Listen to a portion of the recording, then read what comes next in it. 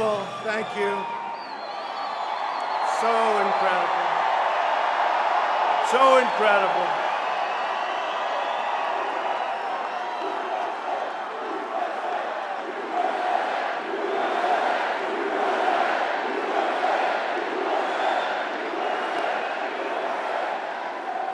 What an amazing event. Every night. You know, last night we were in Baton Rouge. We broke a record held for many years by Elton John, my friend Elton John. We had 12,000 and 4,000 or 5,000 outside. Tonight we have, I guess, much more than that, or we have thousands of people outside. So something's happening. Something's happening. Unbelievable. There goes the record right there, folks. Unbelievable. I just want to thank everybody. You know what it's become? This is a movement. This isn't just a normal situation. And this is a movement. And I wish the press would show the stadium, but they don't do that. You know, they don't do that. But the people know, no, they don't do it. They never, ever do it. You know, you go home. Even last night, we set a record. And one of the reporters actually called and apologized because they refused to write the real number. And they actually called and apologized. I won't say who, because actually the person's not a bad person. Look at the people. I mean, do you believe this?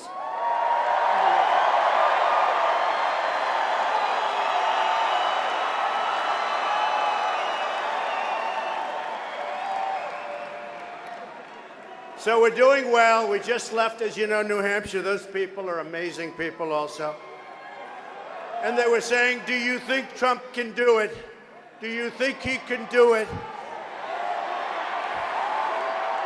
You know, we won every single category in New Hampshire. Every. We won young, we won old, I mean, think of it. Women, men, we won everything. We won everything. One of the commentators said, really, it's not fair. They've never seen anything like this. And I sort of knew it was going to happen, but you never really know until you get in there, right? You never really know.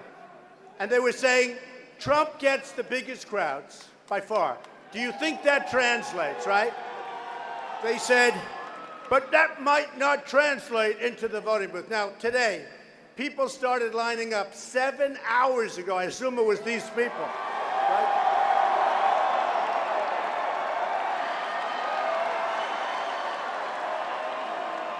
These people.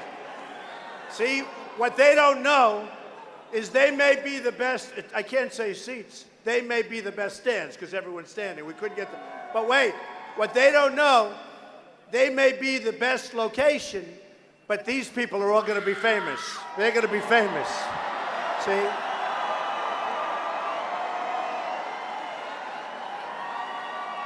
You're all on television, so smile and have a good time. So, I mean, personally, if it was up to me, now you waited, what, 7, 8 hours? If it was up to me, I think I might rather be there. I want to be famous, right there.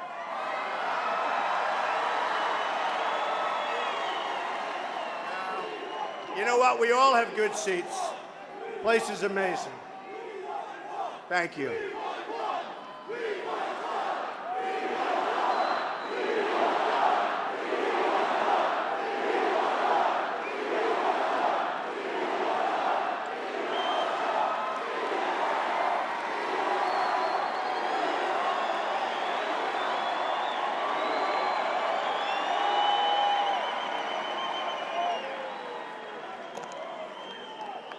So, it's the way it is. This is the way it is. It started on June 16th. I announced I was going to run. All of these people said, oh, he's not going to run. He's not going to run. Why would he do that? He just wants to have fun. He's not going to run. He'll never do it. And then I signed Form A. That's where you sign your life away. So I announced I was going to run. I signed Form A. And then they said, well, I mean, he signed Form A. They can't believe it. Then they said, well, he'll never put in his financials because maybe he's not as successful as he's supposed to be. And it turned out that the financials are much more successful than anybody ever thought. It's true. I'm a private. True. In fact, if I didn't run, I would have put my financials in anyway, because, you know, nobody knows. It's private. Some of the great jobs anywhere, including Doral in Miami, you know Doral, and Turnberry, and many buildings all over the place, the Bank of America, but so many buildings.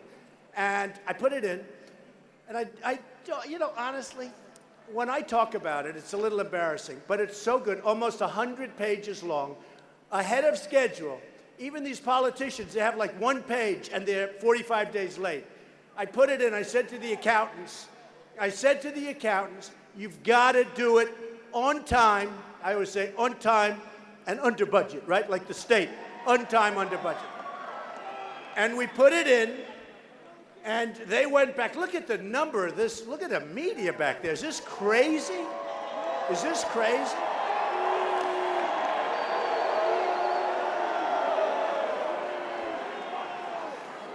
And they went down there to the federal elections, and they went down, and it was like feeding, because they wanted to say, oh, maybe he's not great, maybe it's not good, maybe it's terrible. And they saw the best numbers, and they saw the best places, very little debt, tremendous cash flow, great company. And I'm not bragging. I'm saying that's the kind of thinking our country needs. We owe $19 trillion.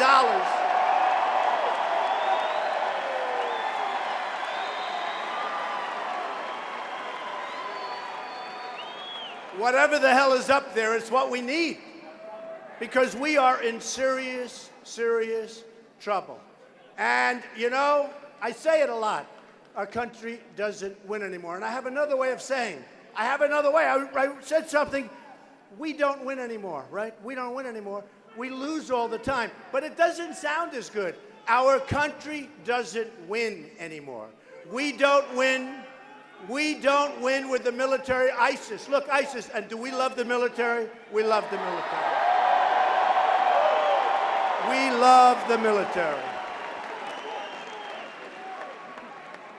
And the military is being treated badly. And I'll tell you who's really being treated badly, our vets. And we're going to change that.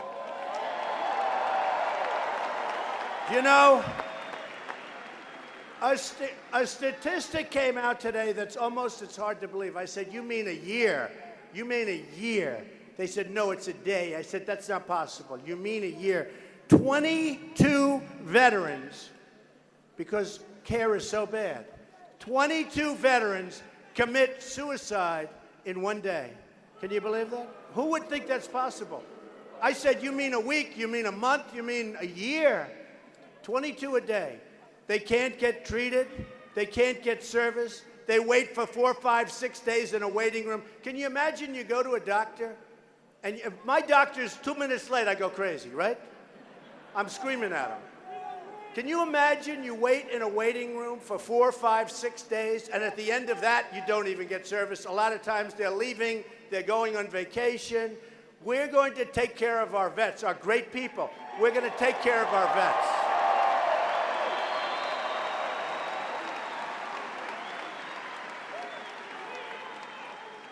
And you know, recently, a very nice woman, Nikki Haley, she came out and she made the statement. She followed Obama. And she started talking about anger. And she was referring to me, because this is like such a big movement. Last week, the cover of Time magazine, an incredible story written by somebody who's a real writer, a really talented person in the media. You don't say that often. This person, and you know, it's amazing, I never spoke to him. I should do better. Maybe I should never speak to these people. It was the best story. And it talked about this is a modern day phenomenon. And it really is. No matter where we go, this is packed. Thousands and thousands of people outside. We have screens set up for them outside. We have thousands of people outside. You'd rather be here, right? Right? But she was saying that there's anger. And when she said it, there was anger in her voice. And she was barraged. She was barraged by thousands of people. And they were angry because she was making it sound like anger is a bad thing. And anger isn't a bad thing. We're angry because we're run incompetently by incompetent people. We're run incompetently.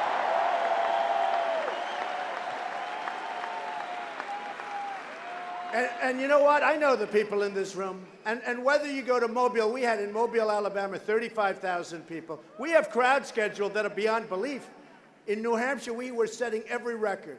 No matter where we go, we set every record. This is a record tonight. You can see it. Look.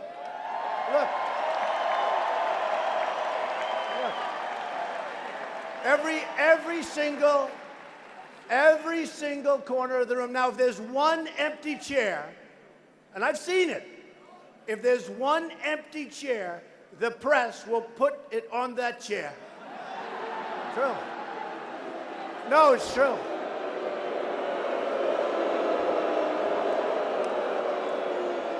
And look at the size of this place. This is a big place. And the one reason I love protesters, and I tell you, look, there's Donald Trump right over there. Look at this guy. Look. Look. There's another one. They're all over the place. Look at this guy. Look at that guy.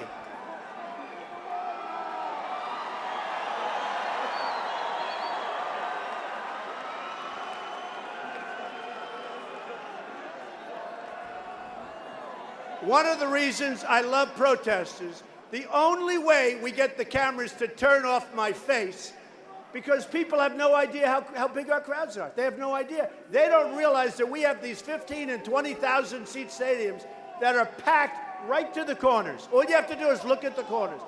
They don't say that you have 5,000 people outside trying to get in. Thank you, darling. I feel the same way. Thank you. And it's incredible. You know, a friend of mine, he's a very, very powerful guy, very smart guy, great businessman.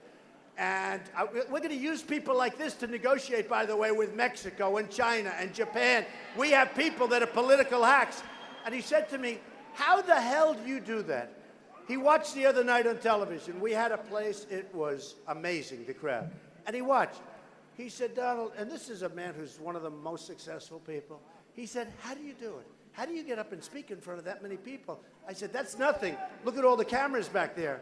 230 reporters, 230 press. He said, how do you do it? I said, you know what? There is such, and this is, I swear this is true. There is such love in the room. It's easy. Does that make sense? It's easy. There's love.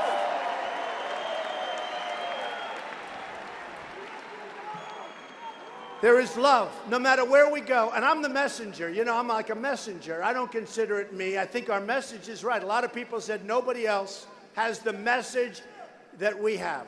And basically, it's we're going to win again. We're not going to take this stuff. I mean, we're going to win again. We're going to start winning with our military. We're going to win with health care. We're going to terminate Obamacare. We're going to terminate it. We're going to replace it.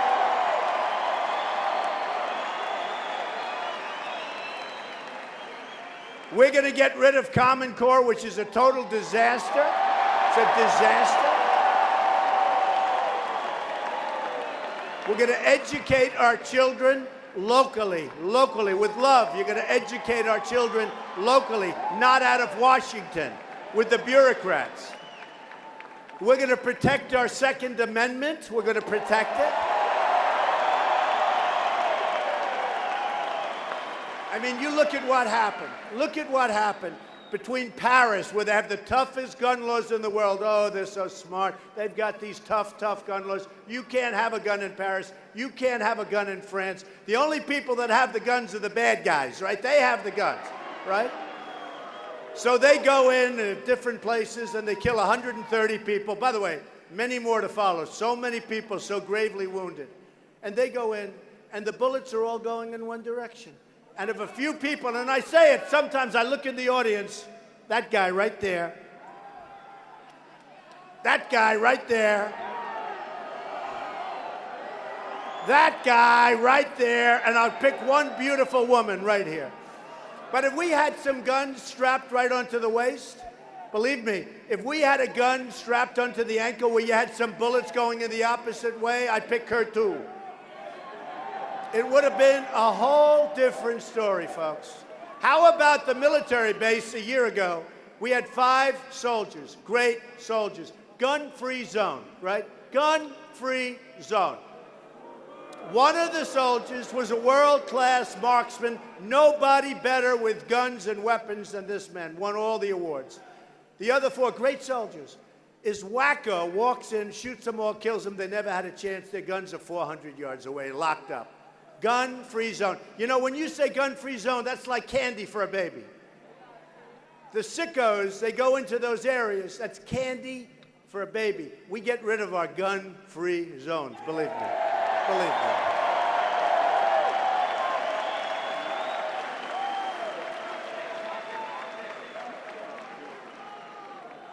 So we're going to have strong borders. You know, one of the reasons I won in New Hampshire is they have a huge problem in New Hampshire. Build the wall. Oh, they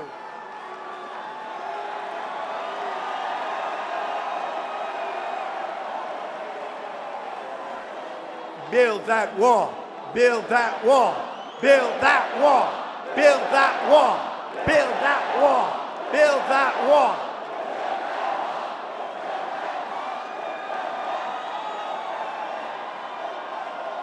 You know, do we have fun considering the subject matter stinks? We're talking about all these problems, but here's why we're having fun.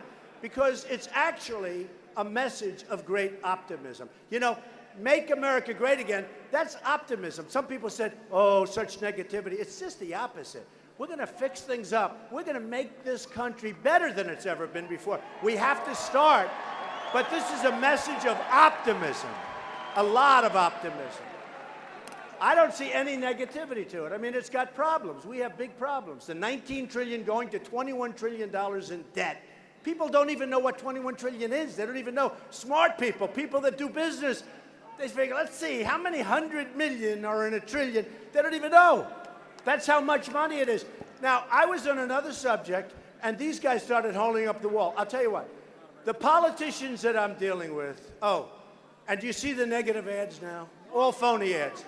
Those ads are paid for by the lobbyists that are all supporting them.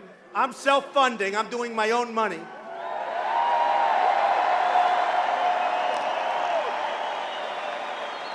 Those ads, they have them on eminent domain. They have them on all sorts of stuff. Eminent domain. You don't have eminent domain. You don't have roads. You don't have highways. You don't have anything. And by the way, you should be so lucky to get hit with eminent domain because you make a fortune. They pay you to take the property. You make a fortune. But they have ads on eminent domain. They have all this stuff. They have ads on, I'll give you an example. All of the, oh, Jeb. Oh. Jeb. He's asleep. He's asleep at the wheel, folks. No, seriously. Can you imagine Jeb negotiating with China? Can you imagine? Here's a guy. Now, I'm in #1 place by a lot. I've spent the least. That's something nice, okay? I mean, I feel guilty about it, so I'm going to spend a lot now, but I feel guilty. But I've spent by far the least. So I've spent the least, and I'm in #1 place. Jeb has spent like $140 million. I spent like almost nothing. This guy spent $140 million, and he's down at the bottom of the pack. Is this what we want? And you know, in his own way, he's a vicious guy. You know, he's got that little vicious streak because he's a gutless guy. He's got a vicious streak. He's taking ads. $20 million worth of negative ads on Trump. What the hell did I do to him? $20 million worth of negative ads. And I say, and you know the funny thing? If he didn't, I would never hit him. Let him go and enjoy himself. But he spends $140 million. And other guys, too. They spend a fortune. They're spending money, you wouldn't believe it. It comes out of PACs. And who puts up the money? Special interests. Who else? Lobbyists. So let me tell you a story, then we're going to get back to your wall, okay? So a friend of mine comes to me the other day, and he says very strongly, a doctor, a very important doctor, and he says, you know, Donald, it's the most incredible thing. The United States is the largest purchaser of drugs in the world, right? That means you buy cheap. If you do that, you buy cheap. These are drugs to make you better. They're the largest in the world. And you know what happens, Donald? It's incredible. We have a situation where they don't really negotiate. They're not allowed to negotiate. He doesn't understand why. I know why immediately. Because all these guys are getting money from the drug industry. We're not allowed to negotiate. If we negotiated the price of drugs, and what you do is simple. Do a favored nations clause. Right? Simple. Whoever pays the lowest cost throughout the world for these drugs, we get that, and I'd say a 10% discount, right? We would save $300 billion a year. Think of it. One simple thing. But we can't negotiate with the drug companies because all these guys that I'm running against and others won't allow that to happen because the drug companies have a big lobby. Now, we have the same thing in the military. We order equipment that we don't want. We have equipment that we do want, and the military guys know what I'm talking about. But that company that makes that equipment doesn't have a strong lobby or doesn't have a strong lobbyist, doesn't have the right people. So they have the right equipment, but they don't use it. So oftentimes, how oftentimes you hear where they're ordering stuff that nobody wants? Where they're ordering stuff, nobody wants it, right? And I hear it all the time. The reason is, and I'll bet you they're paying much more money than they're supposed to be paying, because these guys, they're not as stupid as you think. It's all done for a reason. It's called campaign contributions, and it is bad. It is bad. So nobody gave me campaign contributions. I have turned down so much money. If I ever took contributions, I guess Jeb raised $148 million. Can you imagine that? Without that, by the way, I mean, he's nothing anyway. He's not going to go anywhere. But without that, without that, he would have failed months ago. It's the only thing he's got. Without that, he would have failed. And then you have others. You have Cruz. Find out where he gets his money. No. Find out, especially the evangelicals, who I love. You know, I'm leading with the evangelicals in the United States. I'm leading. I won in New Hampshire. I won with the evangelicals. We won. So find out. You know, yesterday I just heard, you know, we always talk about China, and the president gets up, China, our trading partner, our wonderful partner, they take advantage. They copied the F-35 plane, the fighter, right? You know about that. Did you hear about that?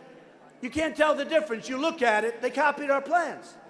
And they did more than copy our plans. I guarantee you, they have everything that they need right down, the most complicated mathematical solutions, all done, 100%, stolen off our web. And they, that's right, Hillary gave it. The guy says Hillary gave it. Yeah, maybe it was stolen from her emails. It was stolen. That's what happened.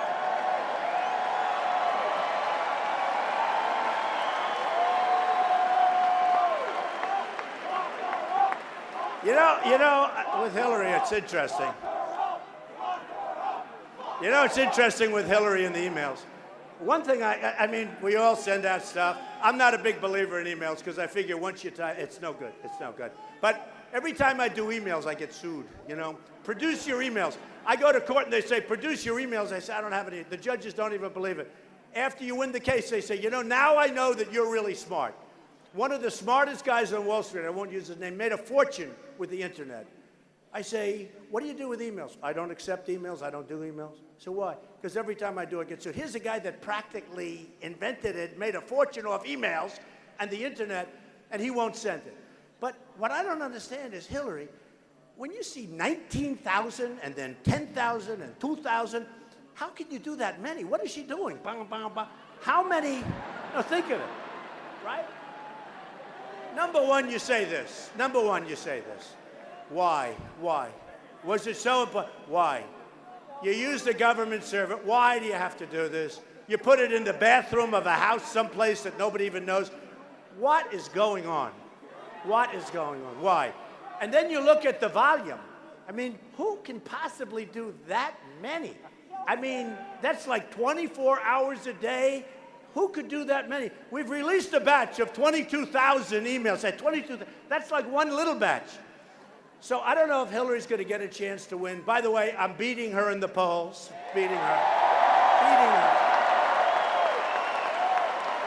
No, we'll beat her. Very flawed candidate. I don't know that she runs. I'd love to run against her. I'd also love to run against the communists. I never thought.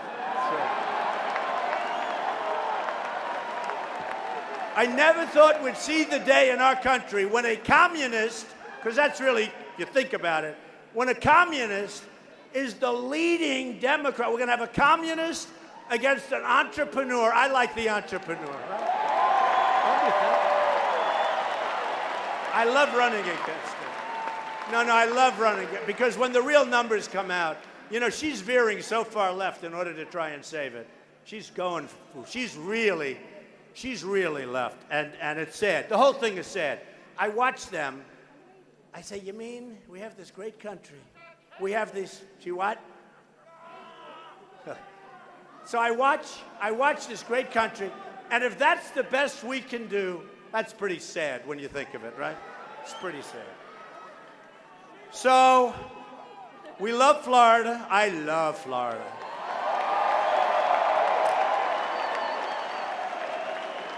I told you the drugstore. I'm going to tell a story that I haven't told in a long time, and I've never really told it to an audience. So I bought Doral, and it's, you know, hundreds of acres right in the middle of Miami, right near the airport. We have the big Doral tournament there, the Cadillac Championship, and it's great. Well, Mar-a-Lago too. Got a lot. By the way, I've spent a lot of money in Florida. Nobody else has. I guarantee. Nobody else has. I believe. I have places all over Miami. We've done a lot of jobs with Desert and with Related, and a lot of places. And Mar-a-Lago, you know about it. Trumpet. Well, I spent a lot of money here. I love this state. I love this state. But I've created tremendous numbers of jobs down here. So Doral. So I'll tell you a story. So I buy Doral a few years ago. Market was bad. That's when you like to buy, right? Buy when the market's bad. So I go in, and we sign a contract. Everybody wanted it. Everybody wanted it. We go in, and I sign it because this is the way the country should run. I'm telling this story not for my help. I'm saying because this is the way the country should be run. So I go in, and it was very competitive. Everybody wanted it, but I was the first one in, and they had to sell it because they had a lot of problems. And I bought it, and I signed contract. You have to have a contract. I signed contract for $170 million, 170, which is very cheap, but it had to be redone. You know, in the meantime, you've seen what we did. I spent a lot of money and made it incredible. It's the best resort in the country. Okay. So, and a lot of people are working there, a lot of good Florida people. A lot of Hispanics are working there. The Hispanics love me. And by the way, today, I just settled with Univision. Isn't that nice? Nice. A very nice settlement. They're happy. I'm happy. It's great. But a lot of Hispanics work for me. I've employed thousands and thousands of Hispanics, even now. But I have, over the years, thousands and thousands of Hispanics, and they're great. They're great. And we have a lot. But so with Doral. So I signed contract for $170 million, right? Now I go in, Jorge Ramos. Well, no, we're going to do an interview with Jorge Ramos. Now I'll do an interview, I'll do an interview. Ready? So I sign contract, and then I say, hey, now remember, this is what we have to do with China, Japan, Vietnam, which is the new one that's killing us, Mexico, where everyone's moving into Mexico. I just heard Carrier Air Conditioners moving in now. Nabisco's moving in. United Technologies moving in. Ford's moving, everybody. Hey, by the way, folks, quiet. How stupid, this guy's you know, he's my friend, but he's really a pain. He keeps talking. Quiet. He's not a protester, but man, is he noisy. So they're all moving into Mexico. So I buy Doral, 170. We haven't closed yet. And I said to my daughter, Ivanka, has anybody heard of Ivanka? Right? She's great. And I go through it, and it's in really bad shape. You know, I was going to make it brand new, but it's really bad shape. So I go back in, I meet all these guys from the Wharton School, from Harvard. You know, they're all guys, Wall Street guys, because Wall Street had it. And I said, and they're wonderful guys, but I said, fellas, look, I'm not going to pay 170. I'm not doing it. I'm not doing it. It's too much money. The place is in terrible condition.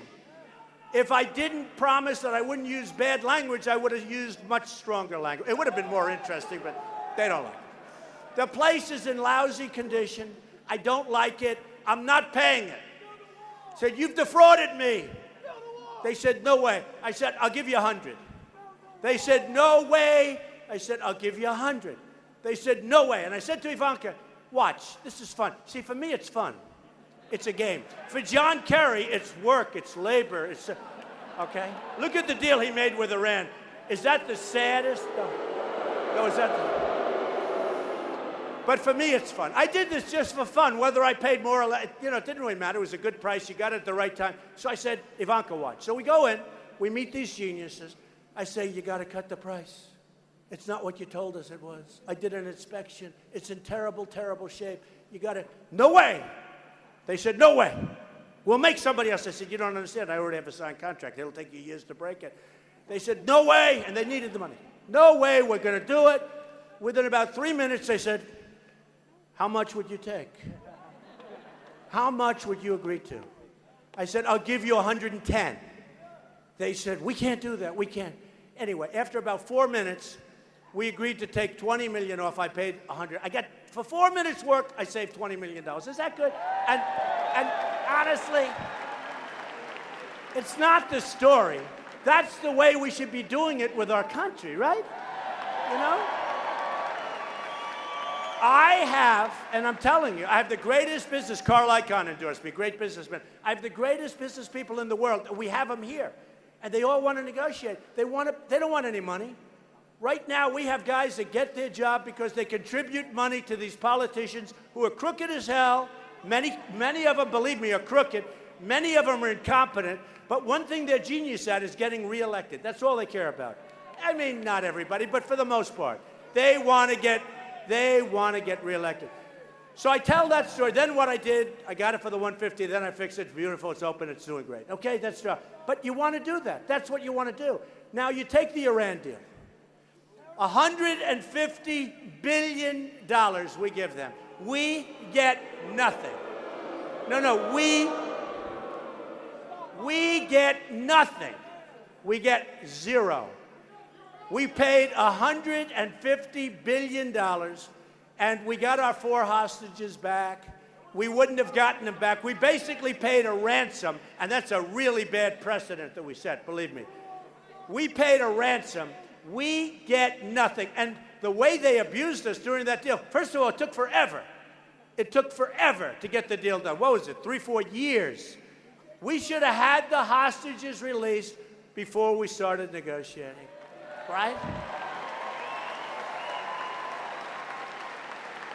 And then they capture our 10 wonderful sailors. They capture our sailors. They put guns to their heads. They drop them down to their knees. Put your hands up. And you heard the guy with that voice. That was a rough cookie. You want to turn around and smack him. You want to, you saw what happened. You saw what happened. And if they weren't getting the money, 2 days later, those sailors would be there forever, unless, of course, I'm elected president. They would have been out before I ever took office. Believe me, believe me. So I would have said differently with the Iran deal. And I'm using this because this is with all deals. This is with all deals. I would have said, fellas, you got to do this. We're not going to do it. You got to release our people. You don't need them. We don't. I mean, for us, for our people, getting those hostages back is very important. You got to. They're going to say no. Then you leave.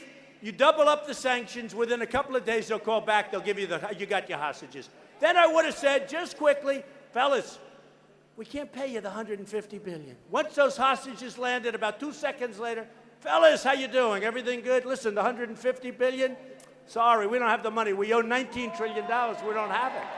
We don't have it. We don't have it. We don't have the money. They'll go crazy. A couple of days later, they'll say, let's go. We just saved $150 billion. And by the way, this isn't like maybe. This is 100%. This is 100%. But we have people that don't know what they're doing, like John Kerry, our Secretary of State. We have people that don't know what they're doing. He's not equipped to negotiate. The Persians are great negotiators, okay? Always have been great negotiators. You look at what they did to us. He never once walked. We gave every single point. We have a 24-day inspection period. They have periods where they self-inspect. Can you imagine a nuclear deal? And we don't know what's there. We call up with a complaint, and they say, we'll call you back tomorrow. We will inspect the area. They call you back tomorrow, self-inspection, and they say, Mr. President, everything's fine. Now, you know Obama calls the head the supreme leader. We won't use the term supreme leader, okay? He says, we've just spoken to the supreme leader. He's not my supreme leader, I'll tell you that much right now.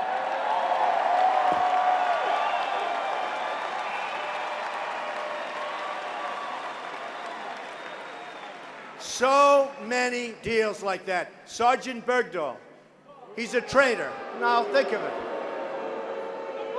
He's a dirty, rotten traitor. He left. We lost 5 or 6, probably 6. We lost 5 or 6 people, young, beautiful people. Young, beautiful people. I watched their parents, young, beautiful people. 5 or 6. They went out looking for him. They were killed, right? We lost these incredible people. We knew he was a traitor because a general and a colonel was there interviewing the people that he was involved with. They all said he left. So we knew it. We make a deal where we get Bergdahl, a traitor, and they get 5 of the biggest killers they had that they've coveted for 9 years. And they got back, and now they're back on the battlefield, or soon will be. They want to kill you. They want to kill everybody else in front. So we get Bergdahl. They get 5 killers. And you know what? We're not negotiating that way anymore, folks. It's not going to happen. Not going to happen. So, the wall. Everyone loves it. Everyone loves it.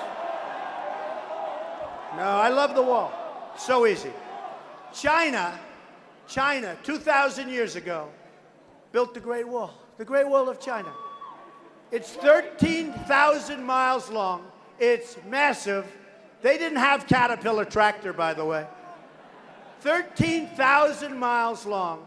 It's a massive wall. It does work. You know the walls work. Ask Israel. Walls work, believe me.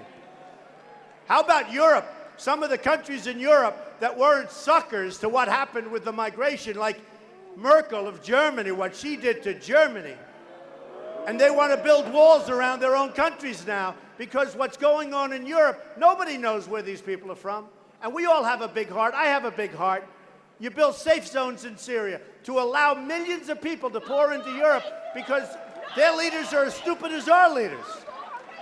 And you have to see the crime in Germany now, the crime in Sweden. You saw what happened in Sweden where the people are beginning to revolt. Sweden doesn't have problems.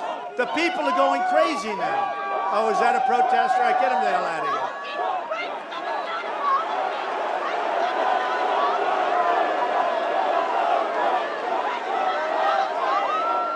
Get out of here.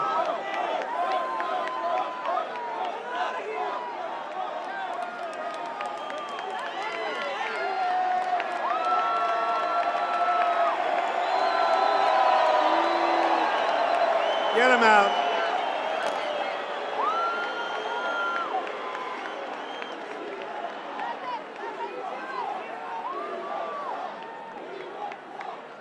You know, it's amazing. It's amazing. You have that stuff.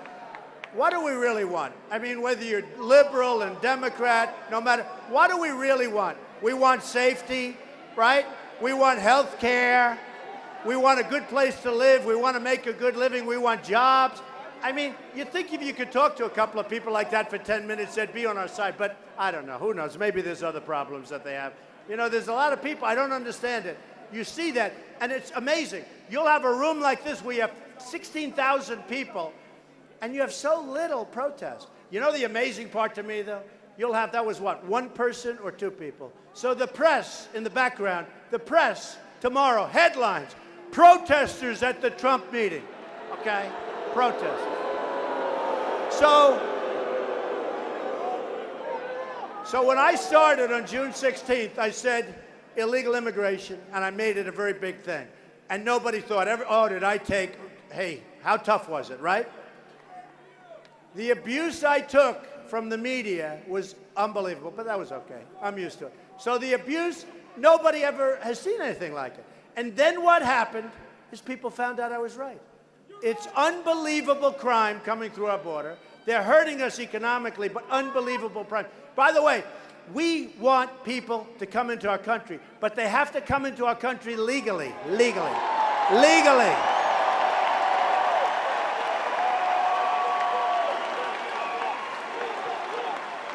They have to come in legally.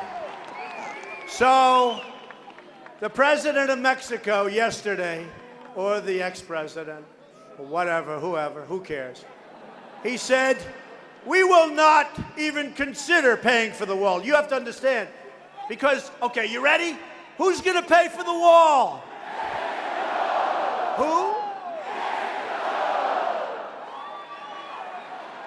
100%. 100%. So I get a call from one of the reporters yesterday, and they said, the president of Mexico said they will not, under any circumstances, pay for the wall.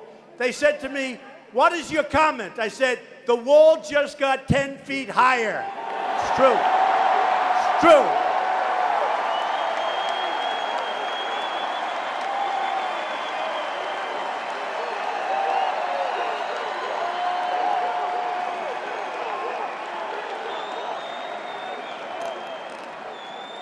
We, not me, we are so tired of being pushed around by these other countries like we're a bunch of dummies. Not going to happen anymore, okay?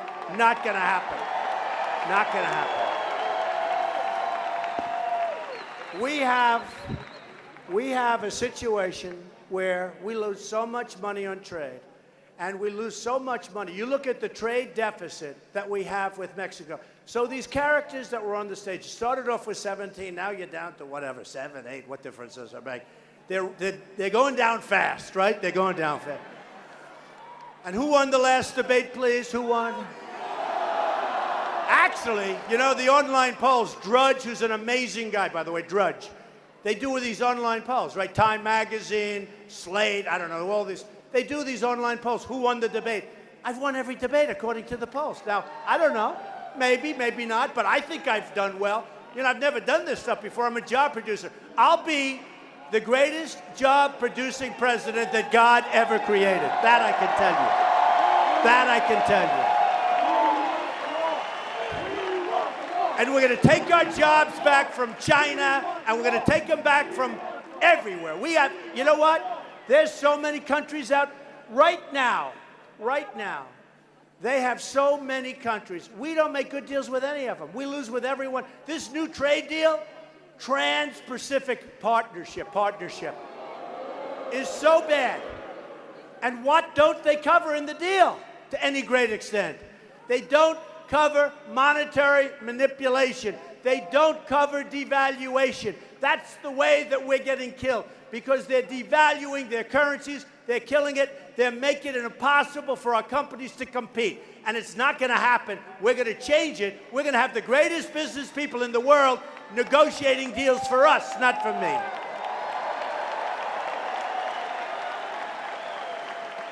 So, and we have the greatest.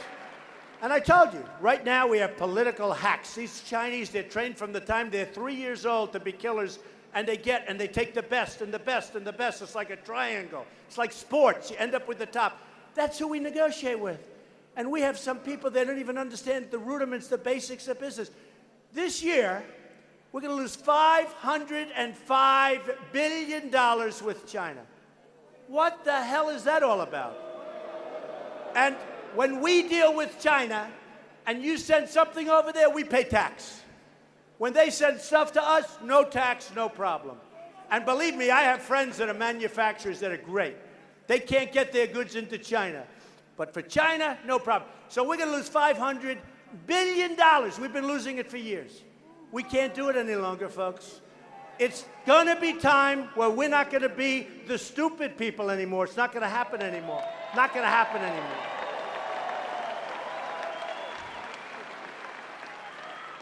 We have so many things. These people come up to me, they say, Donald, you don't really mean we're going to build a wall, do you? And I say, absolutely we're going to build a wall, 100%. They go, well, you don't really mean that. That was like when I first started in June. I said right from the beginning, we're going to build a wall. It's going to be a real wall. See that ceiling up there? I mean, this is a wall that if you get up there, you're not coming down very easy.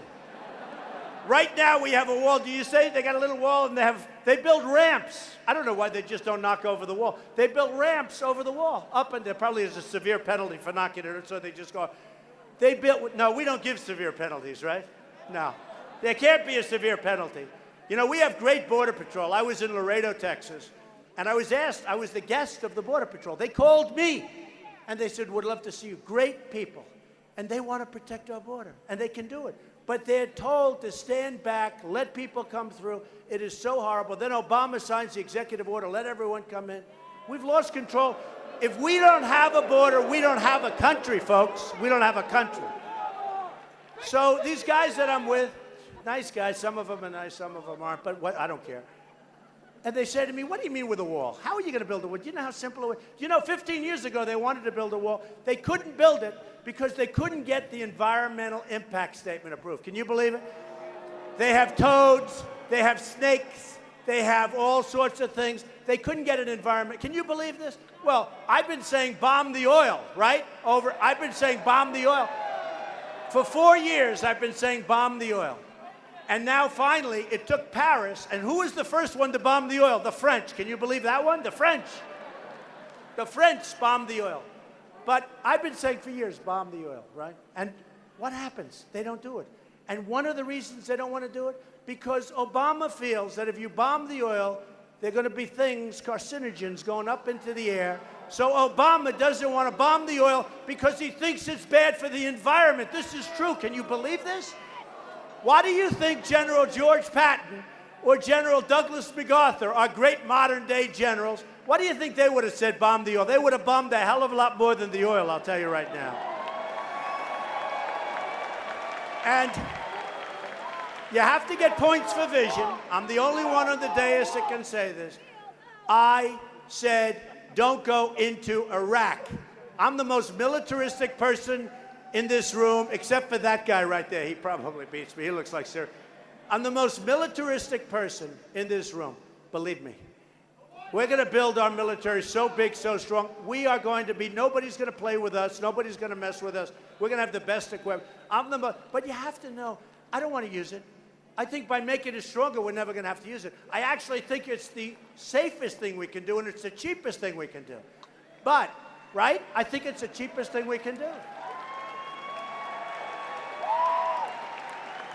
So when we have a situation like that, we have to be prepared to go. Our military is not prepared. When General Ordiano left, he was on one of the shows. Our generals are on all these shows. I never saw, did you ever see so many people on shows? Our generals.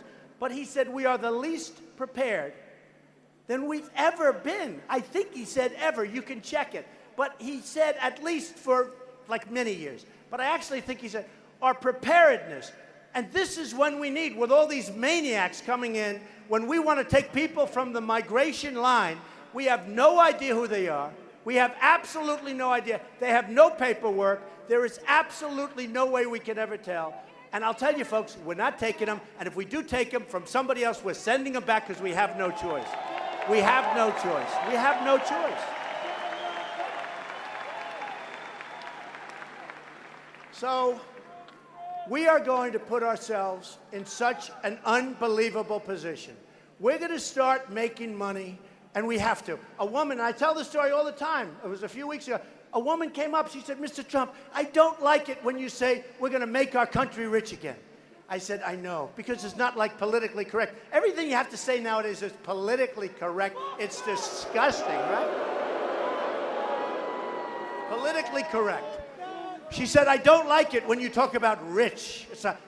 Well, we have to save Social Security without cutting it like everyone wants to do. Cutting.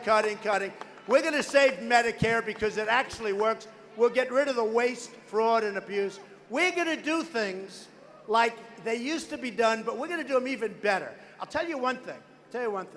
I've gotten to know the people of this country. And somebody asked me today at one of the big stations, they asked me today, what's your biggest surprise? And my biggest surprise and my biggest joy is that the people of our country are phenomenal. They're incredible people. They're really smart, really dedicated, and they really love the country, and they want to see it be great again. They want to see it be great again. So the guys come up to me in the wall, the people we're negotiating with, the guys that are getting all of this money from lumber, and they say, how do you build a wall? Well, now, the other day, I'm on television, and one of our opponents is on television, and my wife comes up to me, she said, I don't believe it. The guy that I'm running against said, we're going to build a wall. And then yesterday, somebody also said, another one, we're going to build a wall. Where the hell were they? Number one, they don't know how to build a wall. If it's going to be a wall, it's going to cost them 10 times more. You know, the old post office, it's under budget, ahead of schedule. That's the way you have to build. They don't know what to build. They don't know what to do. It'll never get built. But then they come up to me, the new one is, Donald, you know Mexico's never going to pay for it. I say 100%. I say not 98%, not 99%. I said, they're going to pay 100%. Well, how could you get them to pay? I said, because the cost of the wall is peanuts. I haven't even figured out the cost. The cost of the wall is peanuts, absolute peanuts, compared to the kind of money that Mexico is making off the United States. And that's not including all of the drugs that are flowing right through their border. That's not including it. So these guys will never, ever ask. Now, if you talk about that, Mexico has lobbyists, believe it or not. Everybody has a lobbyist. Every person that deals with the United States, they have lobbyists and special interests. So when they come to me, they say, look, lay off Mexico a little bit. You know, come on. They can't do that to me because nobody gave me money and I wouldn't do it. And I'm working for one group of people, and that's this group of people. That's all. One group of people. I'll give you an example. I told you about drugs before. Jeb Bush, who's a total stiff, by the way, a total stiff. Jeb Bush, listen to this, listen to this. The head of his finance committee is a friend of mine. His name is Woody Johnson. He's from Johnson & Johnson. Woody Johnson, Johnson & Johnson, has a hard time with the Jets. Woody Johnson is a good guy. He's the head of his finance committee. So then when you wonder, why is it that the politicians don't put out drugs to competitive bidding, and then you see Woody Johnson works for this guy. When he was governor, we have, what kind of cities do we have in Florida? What kind of cities, right? We have sanctuary cities in Florida while he was governor. Right after he left, Florida went to hell. I was here, Florida went to hell. And this is what we have. But anyway, so when you have Woody Johnson, now you have other Woody Johnsons, meaning other people in other industries, taking care of all these people. So when they go up, and then they say to him, well, you can't do that. These people took good care. Johnson & Johnson put up millions of dollars, the drug industry. You can't do that. They're going to say, oh, you're right. They were very nice to me. They're right. Okay, $300 billion a year down there. When they come up to Trump and they say, you can't do that, I say, I sure as hell can. I sure as hell can.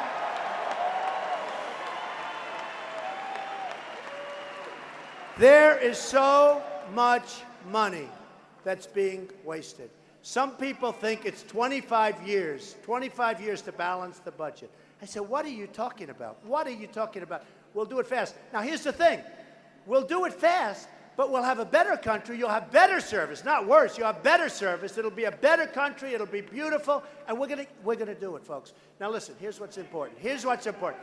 So you have the big vote coming up very soon, right? Very soon. We have it very soon. You got to do one thing. I don't want any of your money. I don't need your money. What we need, and it's not me. Otherwise, we just wasted our time. Look, the cover of Time magazine many times over the last few weeks. I mean, months. I mean, can you believe it? The last time I walked into my desk last week, and there's a picture of me on the cover of Time. I said, oh, I figured it was a postcard or something. I didn't even know I was on the cover. There it is. There it is. Turn that around. That was such a great... And you know what?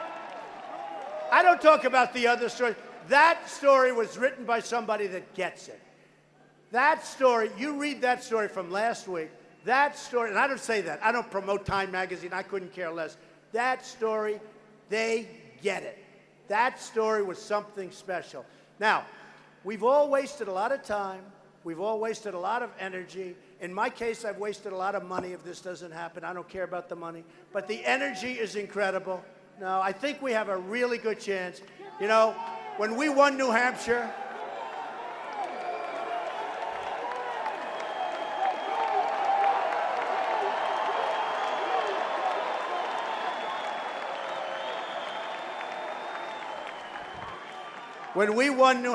there were questions like, You know, I talked about the Muslim. We have a tremendous problem. And I said, we have to study it. We have to see. There has to be a ban. Nobody's going to say that. We have problems, folks. We have problems. We got to find out. Radical Islamic terrorism. We have a president who won't even use the term. You can't solve a problem if you're afraid of it. You can't solve a problem if you're not going to even mention the name. So we're going to solve the problems. We're going to make our country so strong. We're going to win again and again. We're going to win so much. But here's what you have to do. You have to go out and vote, or we're wasting our time. The movement ends, and that's the end of it. So